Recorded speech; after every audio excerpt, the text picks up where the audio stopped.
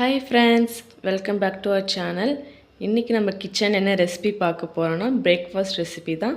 அதுக்கு வந்து அவல் இட்லி பண்ண போறோம். இன்கிரிடியன்ட்ஸ் வந்து அவல் ஊற வச்சு எடுத்துருக்கோம். கருவேப்பிலை, பச்சை மிளகாய், இஞ்சி, கொஞ்சோண்டு கேரட், தயிர் எடுத்துருக்கோம். அவல் இட்லிக்கு மாவு வந்து அவல், பச்சை மிளகாய், தயிர், உப்பு போட்டு அரைச்சி எடுத்துக்கலாம். அவல் இட்லிக்கு அவல் நல்லா உப்பு போட்டு தயிர் போட்டு பச்சை மிளகாய், இஞ்சி எல்லாம் போட்டு அரைச்சாச்சு. அரைச்ச இந்த விழுதில் வந்து கேரட் துருவி சேர்த்தாச்சு. இப்போ நம்ம அவல் இட்லி தட்டில் ஊற்றிக்கலாம்.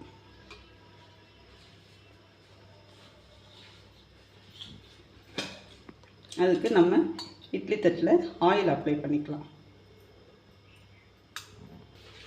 இப்போ நம்ம இந்த பேட்டரில் வந்து தாளித்து போட்டுக்கலாம். கடுகு, உளுத்தம்பருப்பு, சீரகம் போட்டு தாளிச்சுக்கலாம். அது அம்மா சொல்ல மறந்துட்டாங்க. தாளித்து போட்டுக்கலாம்.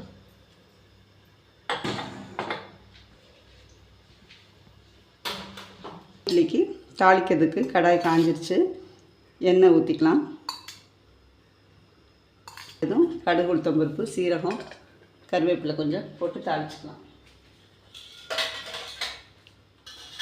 ஈஸியான பிரேக்ஃபாஸ்ட் தான் அது.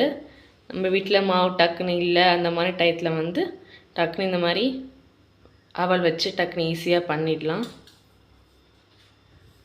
5 minutes கூட ஆகாது அந்த ஓரி செய்கிறதுக்கு. ஹீட் ஆகிடுச்சு. கடுகு சேர்த்துக்கலாம்.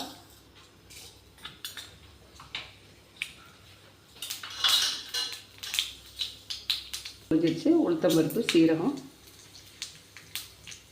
கொஞ்சமாக கருவேப்பிலை,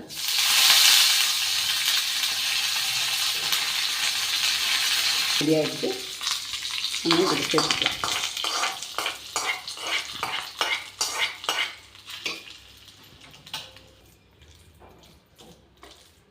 தாளிப்பு இதில் போட்டு நல்லா மிக்ஸ் பண்ணிவிட்டு நம்ம இட்லி பாத்திரத்தை அடுப்பில் வச்சாச்சு. ஸ்டவ் ஆன் பண்ணி தண்ணியை கொதிக்க வச்சுக்கலாம்.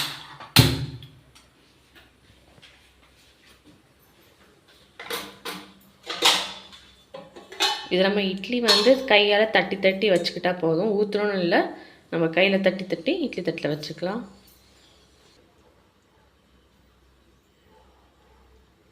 இப்போ நம்ம மிக்ஸ் பண்ணி வச்சுருக்கிற அவலை இது போல் கையால் தட்டி இட்லி தட்டில் ஒரு 5 minutes வேக வச்சு எடுத்துக்கிட்டால் அவல் இட்லி ரெடி ஆயிடும். இதுக்கு தொட்டுக்கிறதுக்கு தேங்காய் சட்னியும் இப்போ ரெடி பண்ண போகிறோம். இது நல்ல ஹெல்த்தியான பிரேக்ஃபாஸ்ட்டும் கூட. நல்ல ஹெல்த்தியானது இது. நீங்களும் செஞ்சு பார்த்துட்டு சொல்லுங்கள் மறக்காமல். எப்போவும் அவலில் உப்புமா அந்த மாதிரி பண்ணாமல் இந்த மாதிரி அவல் இட்லி இந்த மாதிரி பண்ணி பார்க்கலாம். ஈஸியான ரெசிபி தான். டேஸ்ட்டாகவும் இருக்கும். நல்லா அந்த ஜீரகம், தாளிச்சோட இதெல்லாம் போட்டு அந்த ஸ்மெல்லாம் டேஸ்ட்டு ஃப்ளேவர்லாம் இறங்கியிருக்கும் இட்லியில். அந்த கேரட் துருந்து டேஸ்ட்டாக இருக்கும். இது சின்ன குழந்தைங்களுக்கும் சரி, வயசானவங்களுக்கும் சரி, ஆயில் கம்மியாக இருக்கிறதுனால ஹெல்த்தியானது. இதில் நீங்கள் சிகப்பு அவல் இருந்தால் கூட இது போல் செஞ்சு சாப்பிட்டா இன்னமுமே நல்ல ஹெல்த்தியானதாக இருக்கும். ஆயில் வந்து கம்மி, நமக்கு ஆயில் கன்சப்ஷன் கம்மியாகும். இதில்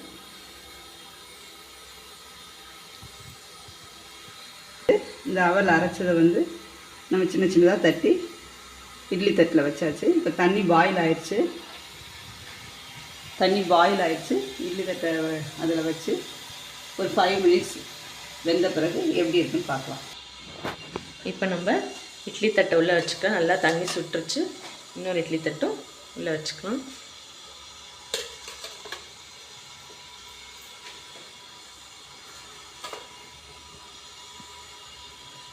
ஒரு 5 to 8 minutes வெந்ததுக்கப்புறம் பார்ப்போம். அதுக்கு நல்லா நம்ம வந்து சட்னி ரெடி பண்ணிக்கலாம். தேங்காய் சட்னி. இப்போ வந்து தேங்காய் சட்னிக்கு தேங்காய், பொட்டுக்கடலை, இஞ்சி, 2 பச்சை மிளகாய் எடுத்துருக்கோம்.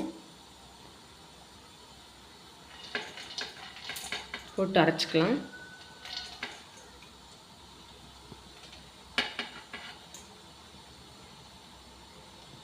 இதோட உப்பு சேர்த்து நம்ம இப்போ அரைச்சிக்கலாம்.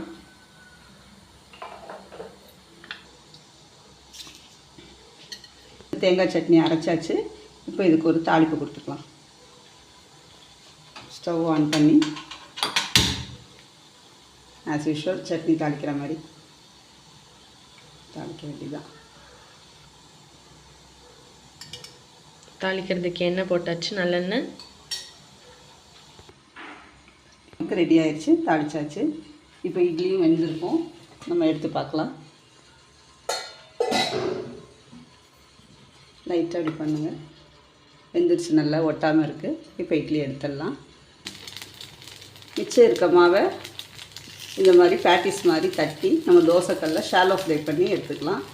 இது வந்து ஸ்கூல் விட்டு வர பசங்களுக்கு கொஞ்சம் கிறிஸ்பியாக கொடுத்தா நல்லா சாப்பிடுவாங்க. அதுக்காக இதை பண்ணேன் மிச்சம் உள்ள மாவில். இப்போது நமக்கு அவல் பேட்டிஸும் ரெடி ஆயிடுச்சு. பிளேட்டில் மாற்றிட்டு பார்க்கலாம். இப்போ நமக்கு டேஸ்டியான அவல் இட்லி ரெடி ஆகிடுச்சு. நீங்களும் ட்ரை பண்ணி பார்த்துட்டு கமெண்ட்டில் எப்படி இருக்குன்னு மறக்காமல் சொல்லுங்கள். எங்கள் சேனலை மறக்காமல் சப்ஸ்கிரைப் பண்ணிக்கோங்க, லைக் பண்ணுங்கள், ஷேர் பண்ணுங்கள். நெக்ஸ்ட் வீடியோவில் பார்ப்போம். தேங்க்யூ.